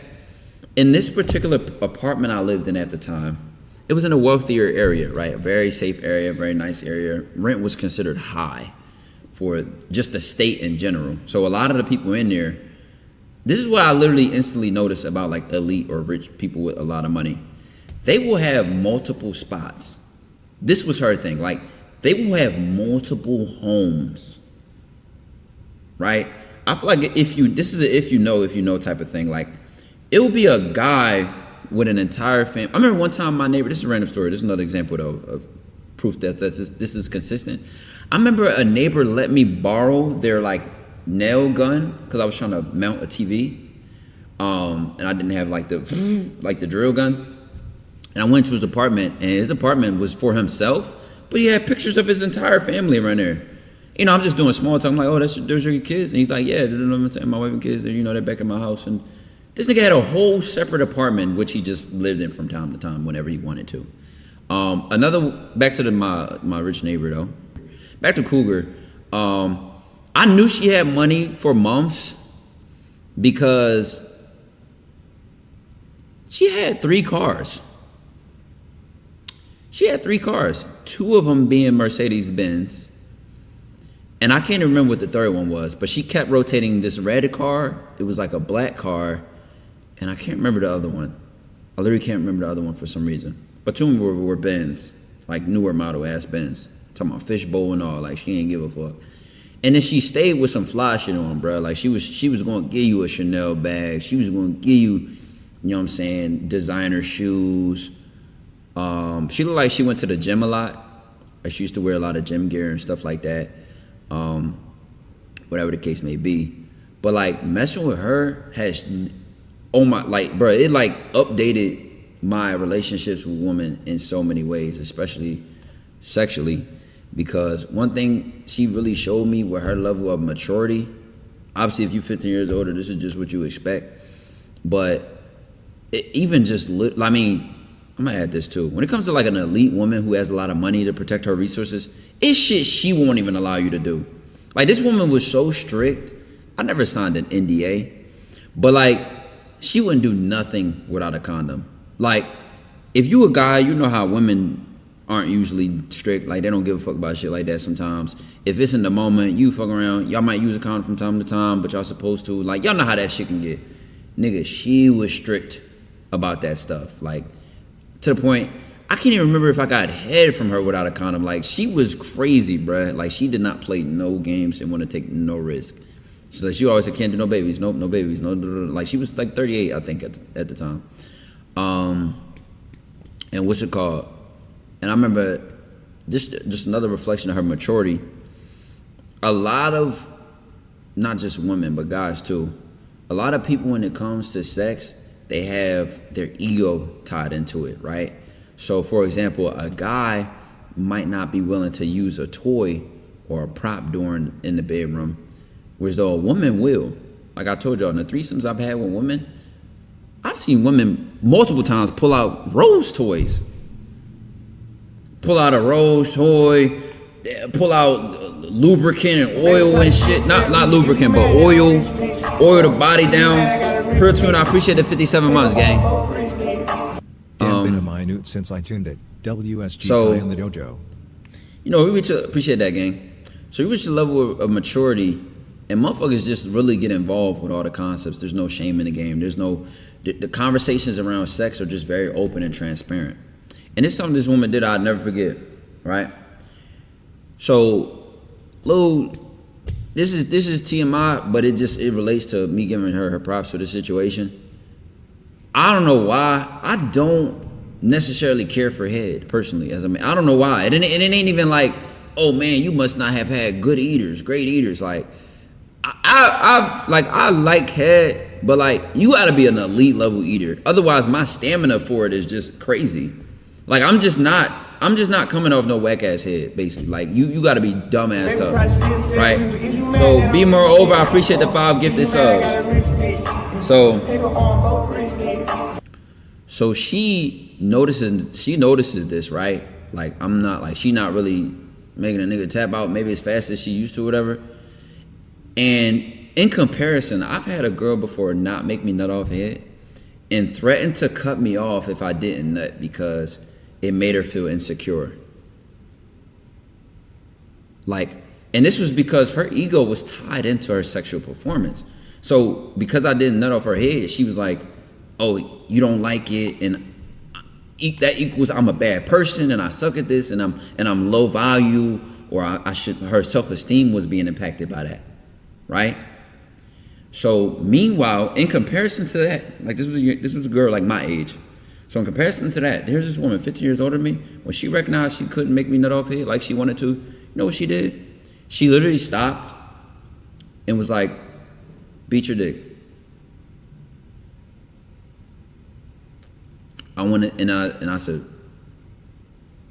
I don't know why I said why. I can't even remember if I said why, but she ended up explaining herself to say, I want to see how you please yourself in order for me to know how to please you. And that completely changed my psychology and perspective when it comes to sex, because it's like, it's so many things that we treat like the elephant in the room, or we have too much pride or shame to like not talk about it or not want to confront it. And here in comparison, like I said to the last girl who just her pride was her ego was her, and she just was fucked up about it. This woman grabbed the bull by the horns and was literally like, let's get it right. Like, what's up?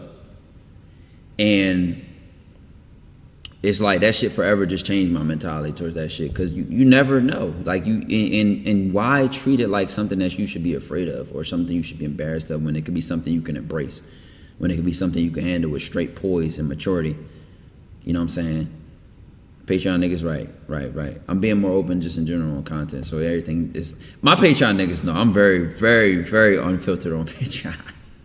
You know what I'm saying? What's good, H Jordan? I appreciate that, gang. No, definitely shout out Raw, man.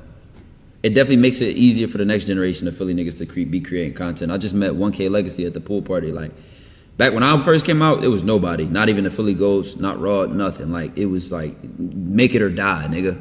Make it or die. Mingo number one roller? No, he more than a number one roller. He finna be T1 if he really lock in with it. So that eventually become OC? No, definitely. I mean, the whole purpose of me telling that story was just to talk about the levels of fucking with women, gang, and like the maturity of messing with somebody essentially way out of your league. I'm not even gonna lie, like, she was out of my league, gang. This bitch had more money than me, was older than me, more experienced than me. Like, she mogged me in every category a nigga could get mogged in. And yet, she handled it with so much grace and so much poise. And, you know, it used to be a lot of things she used to do too. Like, she used to buy my dog hella gifts. Like, I'm talking about, like, if you have a dog, the average dog toy is probably like $20, $15. I'm talking about she'd bring up multiple bags of toys and just all at once. Oh, he needs new bones. Oh, he needs new this. He needs new that. You know what I'm saying? What you want to eat tonight? Asking what you want from the grocery store. And guess what? She didn't eat regular groceries, gang. Like, she was getting the Amish shit. Like, the fucking, that shit was like brands you never seen on just random ass products. And you looking at like, you ain't get this shit from the supermarket. Like, where the fuck you getting this shit from? Like, I'm talking about, she took care of her health and everything that she cared about that much. And it was like, gang, like, thought I had time to make some food. We doing a 6 hours tonight, right? Nigga, how do I tell you, this stream finna be over real soon. What do you think attracted her to you? I feel like if I say the answer, it just, that might be too federal. I don't know. Maybe she could tell I don't like, I'm not messy. There's a reason here that I feel like matters and it's worth saying. She was close enough to my apartment where she could hear me have sex. And she's blatantly told me that she's heard me having sex. Now, I don't know if this played a factor in her attraction towards me or not. But this is what she told me. You know what I'm saying? So, I don't know. You know what I'm saying? I like to think I'm handsome. You know what I'm saying? But, you know, it was very interesting. Very, very interesting dynamic, bro. I feel like if I ever wrote a book, bro, if y'all ever see a book wrote for me, I'm gonna go into way more detail. I'm never gonna say names or do anything overly exposing, but I feel like when I deal with situations like this, it teaches me so much because I just intellectualize everything. I feel like I'm always just analyzing a situation because, bro, it would be literally times she would be on the phone with her in the process of getting divorced husband, and she would go straight into like submissive wife mode, sitting on my lap. And like I said, she was 15 years older than me, and her husband was like 10 years older than her. Very, very interesting dynamic, bro. Now, I don't know if this played a factor in her attraction towards me or not, but this is what she told me. You know what I'm saying? So, I don't know. You know what I'm saying? I like to think I'm handsome. You know what I'm saying? But, it was very interesting. Very, very interesting dynamic, bro. I feel like if I ever wrote a book, bro, if y'all ever see a book wrote for me, I'm gonna go into way more detail. I'm never gonna say names or do anything overly exposing, but I feel like when I deal with situations like this, it teaches me so much because I just intellectualize everything. I feel like I'm always just analyzing a situation because, bro, it would be literally times she would be on the phone with her in the process of getting divorced husband, and she would go straight into like submissive wife mode, sitting on my lap. And like I said, she was 15 years older than me, and her husband was like 10 years older than her. So he was going through you could tell like he was just getting slower as a person. So she damn near literally almost started to be able to talk to him like her mom, like his mom. Excuse me, not her mom, but his mom. You were 23. I think I was 20. Yeah, I was 22, 23 at the time. How does the parents not be known? No, this didn't happen here. This was years ago. This did not happen here. This is when I had my last dog.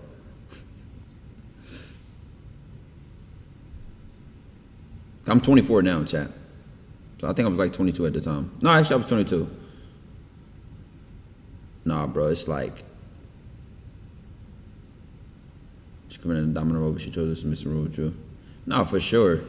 A lot of that is like when you set up the dynamics for a gang, like it'll be right. Women are nastier than men when they truly want you. No, for sure, gang. Not even just when they truly want you, but when they comfortable, bro. They all got that side to them. Yeah, the crib with the moon in the background. You know? But yeah, chat, it's other shit like that.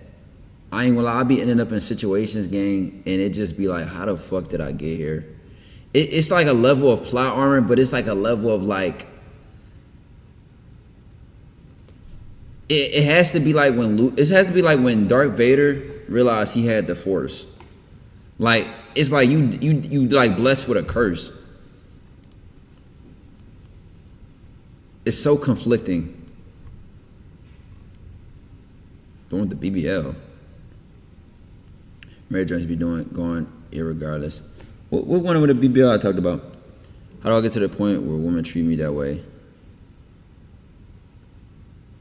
Like the simple answer, you just work on yourself and shit like that. But you gotta understand, bro. I think, or I believe, that people can read a lot about you based on how you carry yourself. So, people, you could just give off the energy that you don't run your mouth. And, you just really have to work on yourself enough to where you don't live for other people's validation. I know I'm telling these stories on stream, and I've told a couple on stream today, but I didn't tell them from a place of validation. I was telling them for a place of purpose. Like, I was just sharing something, and then, like, things that are, like, just wow to me or interesting to me. But, like, if you're on some shit where, like, you gonna tell everybody and, you gonna call your group chat and you want to get videos and share them around the world. I mean, even people like that get pussy. So it's like, I don't know, maybe this is not true. But I feel like for me personally, a lot of the stuff that I experience comes from the fact that people just get to know me a little bit and they can tell, like, I'm not the guy that's going to run his mouth. I'm not the guy that's going to put their business out there. I'm not the guy that even, I'm not very judgmental either. Like, you could be addicted to drugs. You could have 200 bodies, and you'll never feel my judgment. Like, I'm not gonna red pill you and just look at you like, you dirty whore. Like, you probably would never even know how I feel about you. You know what I'm saying? I'm very reserved in that sense. So it allows people to get comfortable, you know what I'm saying? And people comfortable, they show their real self. Every time. Having frame is the secret and walk away at the slightest disrespect. I don't believe in frame. I believe in poise. Been going since YouTube, bro, but you still been in a pineapple shop, bro? You still been in a pineapple shop? No, I probably haven't been in a pineapple shop in like years. It would be better to move back on crib. Oh yeah, I did for sure. Is it a good way to live? What you mean?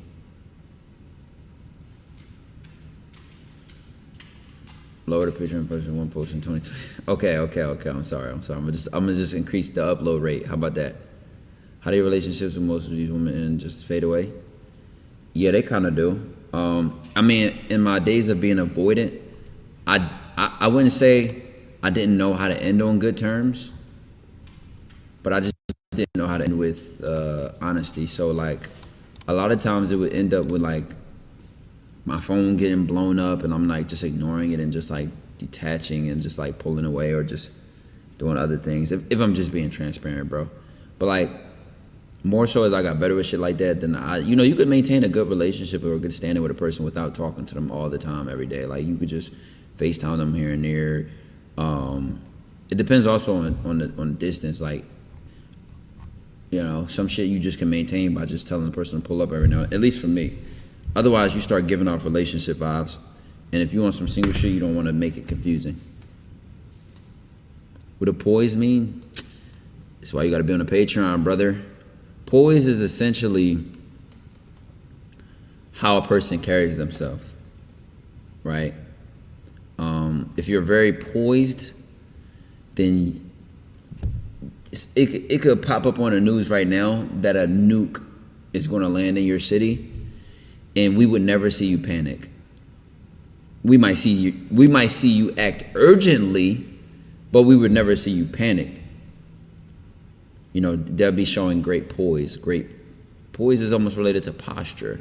You maintain your posture in a sense. Like, it's not the same definition, but like, I appreciate putting in a Millionaire Mindset book. It has so many gems in there. No, God, and that book comes off on the surface like a financial literacy book, but it's actually very spiritual. Certain things like rich people don't give themselves options of either or. Rich people think both, right? So a poor mentality, and this is even poor as in like a measurable level of finance. This is just a way to think of life. Poor people think, I'm either going to buy these shoes or I'm going to pay my rent. I'm either going to pay the electric bill or I'm going to get that new watch. And rich people find a way to create the circumstance of being able to afford both, of being in this place of control and this mentality that you deserve both. You can have both. It exists in a world where you can create both. And so many people accept the reality. That's deeply spiritual. What do you mentally tell yourself is possible? What do you mentally accept as the bare minimum? Right? Some people accept rationing as the bare minimum, rationalizing things and coping as the bare minimum. Also in that same book, they talk about how people play victims and maintain the relationship or the dynamic of being a victim because victims get attention. And if they're not a victim, then they won't get attention.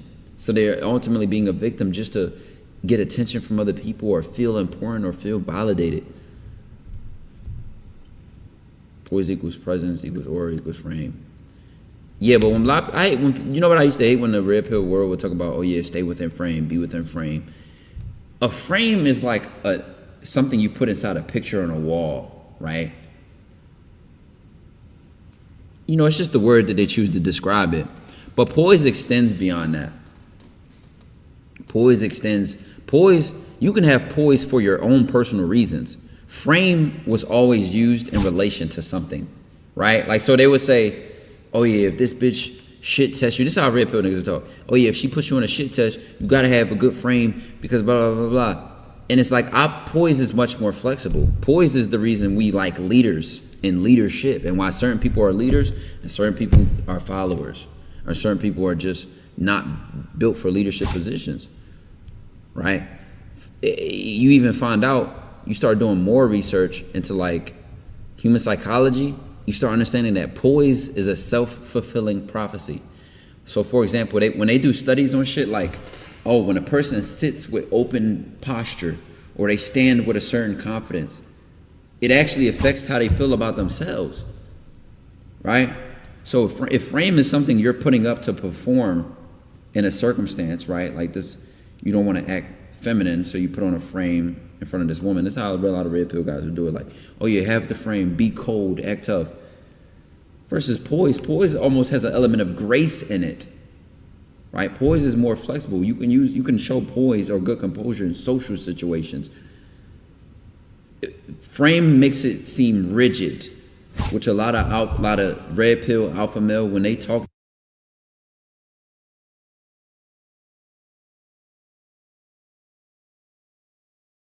What? Let me see. What? I was looking at the edge on the other side. Don't look at me like that. Oh. I didn't look at you. Is my shit back, chat? Why is... What the fuck? Anyway, what's the last thing y'all heard? So I can pick right back up.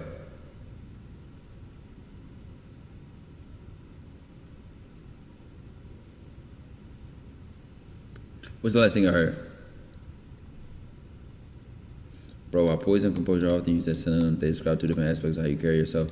The easy way to distinguish and think of poise is how you look and move, and composure is how you think and feel. Right, and then the result of that is people will look at you and say, oh my God, he's so composed, or oh my God, he's such great poise. So poise in social situations, right? When red pill niggas will be like, oh yeah, maintain your frame, stay masculine, stay hard, be cold, don't reflect any emotions. Well, that's very limited, right? You become some rigid Pop-Tart. You become a brick. And it's a very defensive strategy, right? To me, it's a very defensive way to win. And social circumstances might require more temperature than that. You don't always have to be cold. You can be warm. You can be inviting. You can be inciting. You can be playful. You can be strict. And you can all do this from a place of poise where like your composure is calm. You have a sense of grace to how you carry yourself, a sense of grace in how you move. And you always have this warm energy to you, but you're not soft. You're not weak. Red pill people are weird to me. Yeah, I never liked the red pill world. You know what I'm saying? And I used to hate when people chat. Y'all don't know this. Didn't know this back then. I used to hate when people could categorize me as red pill just because I give out advice.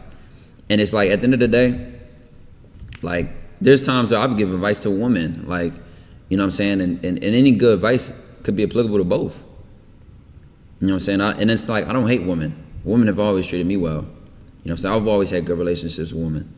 So you get wrapped up in the red pill, it puts you in a circumstance. A lot of times they feed off of pain. There's a lot of guys who have what I would say respectable fears. For example, look at all of these red pill dudes. Guess where they live, chat? Miami. They live in these certain cities and these certain towns where they constantly surrounded by motherfuckers who their advice actually works on. Look what they're using to attract women. Tinder, Hinge. So it's like you constantly putting yourself in these platforms or these situations where you reap what you sow. What you be saying that people would think you're a red pill? I feel like the closest shit I say that comes to red pill is just how I look at self-esteem. Like, I'm very low tolerance. Like, that's probably the closest I align with red pill. Maybe my chat could tell you better than me, but that's just my opinion. Like, a lot of my opinions can come off very cold because I don't like letting motherfuckers play with me. I'm gonna just be honest. Like, so that'll come off very red pill because I'm really about my principles. Like, I don't really like, feel me? It's probably the simp shit. Oh yeah. My whole prerogative when I first came out was like, stop simping, have some self-respect. Like, you know what I'm saying? So I feel like that's what made me put me in that slight category of red pill. It's like I really was attacking the simp. You know what I'm saying? But even back then when I used to do content, I used to say shit like a woman can be a simp too. Like putting yourself in a position where you're sticking your neck out there for a person who's constantly showed you they don't give a fuck about you, you're a simp. You need to be saved from yourself. Never been red pill, I just always stated facts, but I shouldn't call it. Exactly. So I don't know, but that's where red pill people will respect me though, because it just almost seemed like, we had some stuff in common. So you talking about how we carry ourselves around and it is effective, especially in places there's a lot of people in school and college. All right, take an example. College, right?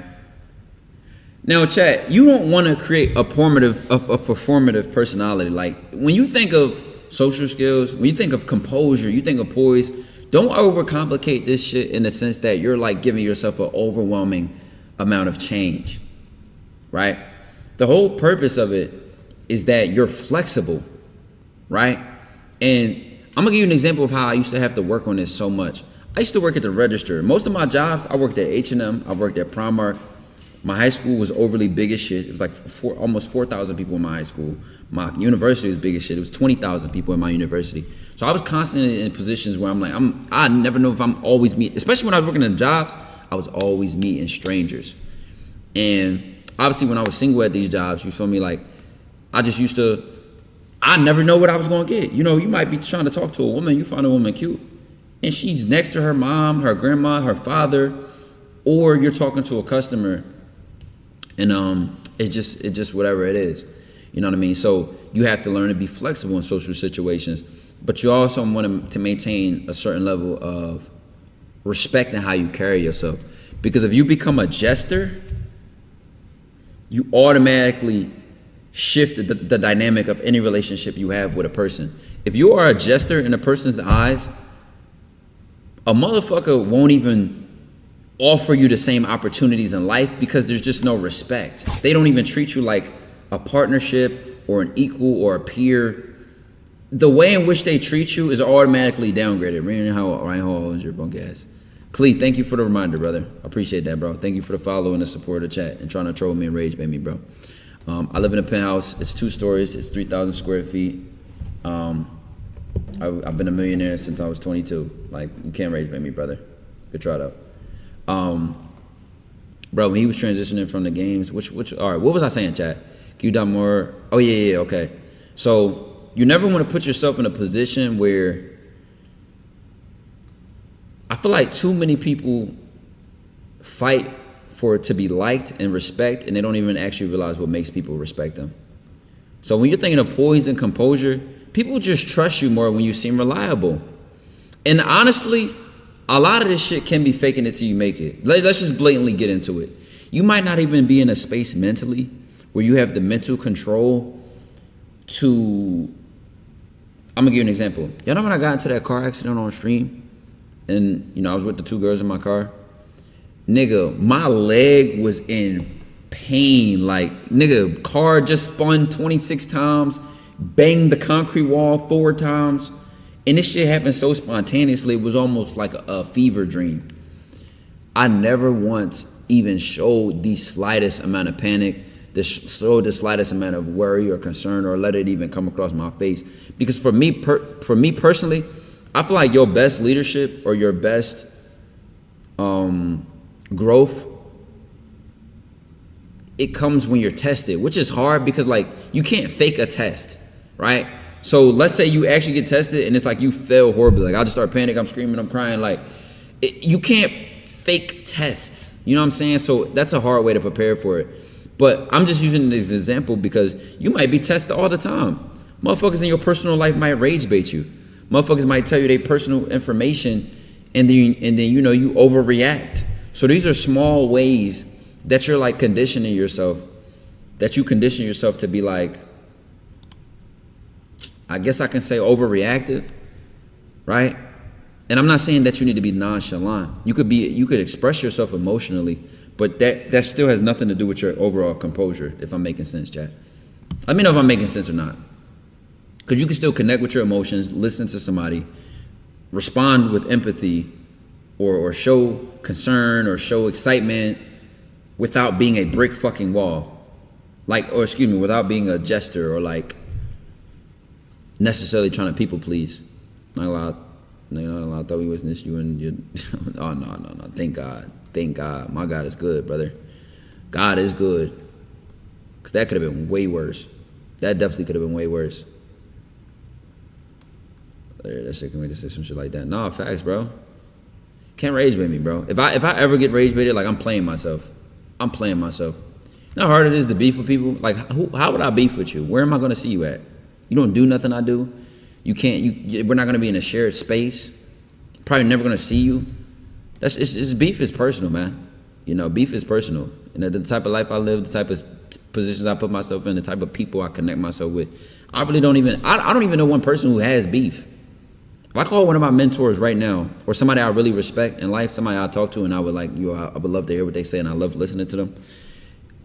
I say, yo, who you got beef with? Beef. Like, they'll probably laugh at me. Like, what's the word? Hey, what's good? Hey, Caps, what's good, gang? These are my success to how to piss off lames. Yeah, but I ain't gonna lie. My numbers honestly reflect my consistency. Because anytime I really grind, I always go viral, bro. I always go viral. My views always do good. You know what I'm saying? So my views dipping or anything going down, bro, it's literally my fault. But I'm not gonna lie, bro. Patreon makes it so easy to be comfortable, bro. I'm gonna just keep it a bean, chat. Like, Patreon makes it so easy to be comfortable, bro. Can you be a funny person and not a jester? For sure, but you wanna know what's even weirder? It's some people that's jesters without being goofy. Cause I think, okay, let me see if I can come up with an example. You ever notice somebody who can lock in or who can say something that is so blunt, so it lets you know that they're not an ass kisser, right? They're not an ass kisser, but they just don't take themselves seriously, if that makes sense. They don't take themselves too seriously, but they're not a pushover, they're not an ass kisser, and they're not weak. That's the example of a person who I feel like can be funny, you know, can be a troll and just take nothing serious, but they never carry themselves in a way like people just don't respect them, or they lose respect for them and they just look at them like on some little bro shit. Feel me?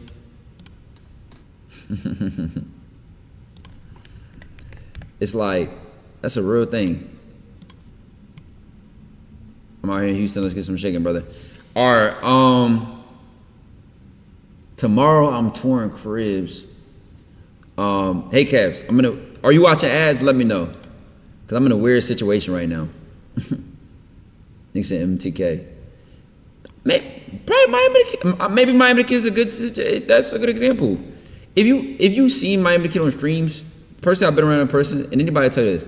If you knew Miami the Kid personally, like you had a personal relationship with him, he will get on your fucking nerves, dog. This nigga play all day. He play all day. He always talking shit. And I call him right now and he answer. He like, what your bitch ass want, kid? Like, man, shut your bitch ass up, nigga. Fuck out of here. Like, he just troll all day. He play all day. And then out of nowhere, he'll just say the most serious shit you've ever heard in your life. You booty, kid. What your booty ass want, bruh? You grits, bruh. And then he'll sit here and turn around and be like, bro, you can't trust everybody. Because it comes a time that when you discern between, like, I'm telling you, bro, he's the most unserious combination of traits in a human being that you could ever find, gang, on my life, bro. It's just, he doesn't make sense as a human being, bro. Yo, that's my dog, though. That's my dog. I actually spoke to him recently. We had such a long conversation about some funny ass shit, bro. Kid is really a person, chat. You know how I fuck with him? He's so not internet. And that can be good and bad. It's good because he has integrity, and when you know him as a person, you know him as a person. And I'm the same way. Like, I'm so not internet when it comes to my relationships with people. Anybody y'all ever see me around, I really fuck with. Like, bro, y'all see me around Bentley, I really fuck with Bentley. I trust Bentley. Y'all see me around Dre. Anybody I've really met from content, it's never just business. Like, you know what I'm saying? And it's nothing wrong with a just business affiliate relationship, but I'm not that kind of person, bro. Like, if I never had a conversation with you over the phone, we never even, like, exchanged convo in some way, shape, or form, it's like I'm kind of like, I might be standoffish to you. Like, I really don't trust you. I really don't even know if I can respect you. You feel me? Like, it has to be some off-camera type of shit. It can't just be purely on camera. I've never been like that with anybody I've ever met in my life. Tell you the other day about the guy that approached that woman by her car steering up. I have no... Wait, what? You talking about the YouTube video I did a reaction to with the light-skinned girl? Damn, that just took ball knowledge for me to remember that. I feel like I know what you're talking about. What was I saying before the ads? Oh, I was saying the Hey Caps. Hey Caps, you still here? Logan need to give you VIP in my chat. I thought you had it.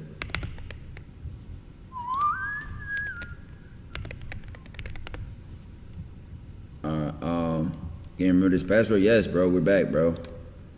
And we got an early banger stream tomorrow, chat. I'm actually so excited to see them cribs. Not because I'm technically homeless, but because I genuinely want to stream early. I want to use the IRL backpack. And I already got all this shit charging right now. But this would be my first stream using the IRL backpack with an actual professional cameraman. And that's no disrespect to any cameraman I had before. It's just that this nigga is basically nicking the cut. Oh, that's what I was saying. Hey, Cap. So listen, I'm gonna wear. When do you leave? I'm out of here Thursday though. Okay, look. Here's the problem. I'm homeless right now. My lease in this place expires Thursday. I don't have a crib yet. I've not booked movers. I'm literally touring 3 cribs tomorrow, and I just finished touring 4 Friday.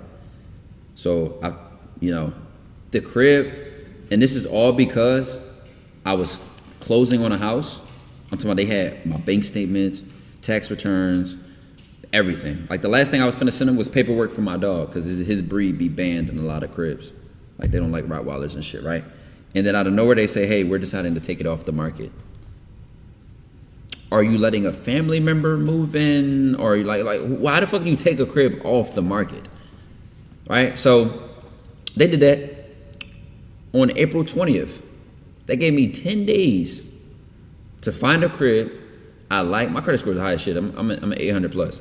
All my shit is good. Like I don't not have a crib because I can't apply to something and get accepted. But I ain't gonna lie. It's partially me being picky. And it's partially because that last crib just canceled on me. I'm not gonna lie, I really thought I had a crib. Like I really thought it was good. Worst case scenario, I'll just move everything out of my crib on Thursday and be in an Airbnb for like a week or two. Cause I'm not rushing into a crib. I'm not forcing myself to rush into a crib. Like I want to be satisfied with where I live, personally. So, and I would extend my lease here. They actually if I were to extend my lease for a long term, they increase my rent 1%, because it is so hard to fill the penthouses. Before I moved in here, this shit was empty for 8 months. It was literally empty.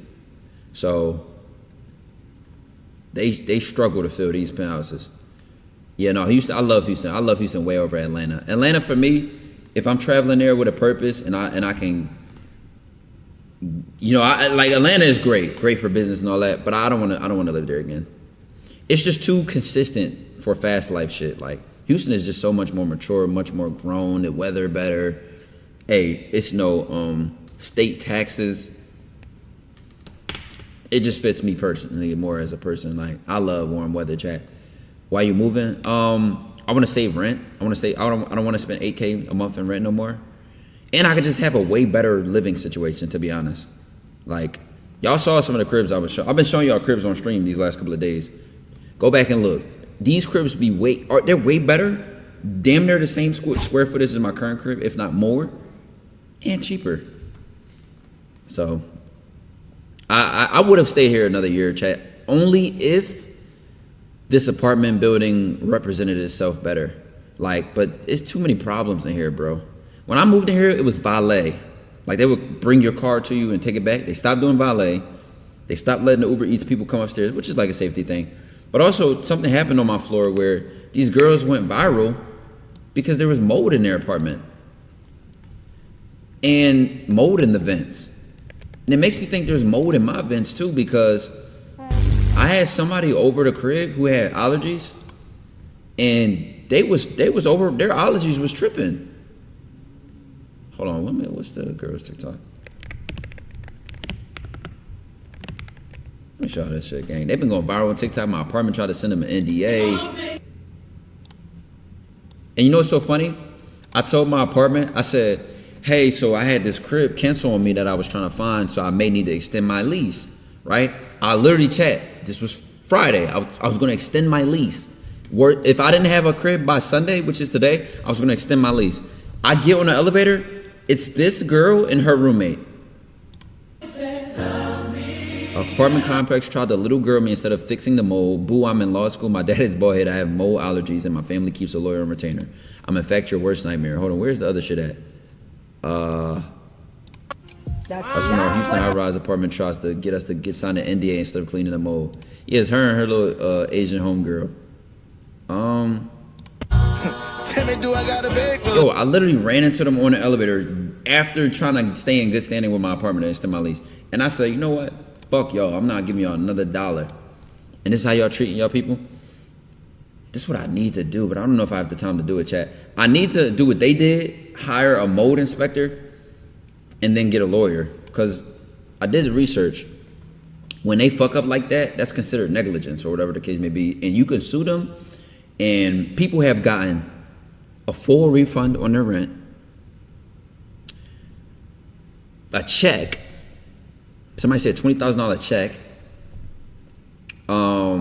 And if my lease was longer, what they sometimes do is they'll replace your unit, so they'll move you into another unit. But I have the biggest unit in the building, so they couldn't. And my lease is almost over, so they couldn't do that to me.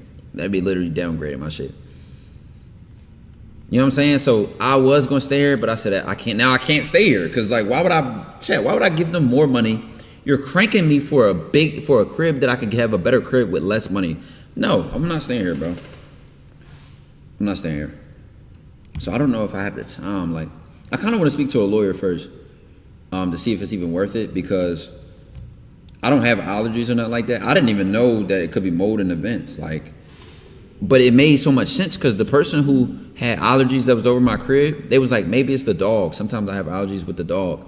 But I would sweep his hair, clean, mop, vacuum everything, vacuum the cracks of the couch, make sure there wasn't hair in there, and they would still be like sniffling and shit. And then when they said that shit about the mold being in the vent and her roommate eyes was puffy, she couldn't breathe, I'm like, and it's on my floor. Whole time my head said this, that I can't even hear none of the audio. But yeah, chat. W 4-hour stream. I do gotta be up tomorrow for